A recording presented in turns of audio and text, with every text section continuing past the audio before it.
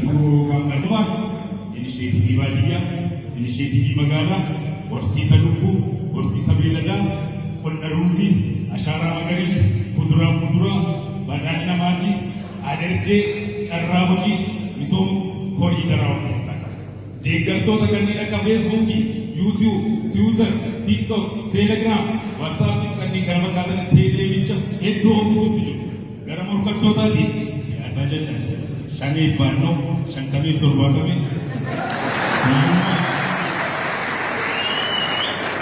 biyyummaa naannummaa warraaqsuu eeggattummaa maal kana fakkaatan hedduu qaban murteessitoonni IMF World Baankii gama kaanii diinmeetiin immoo erga raasaa ta'anii gara dirree seenuutti jiru.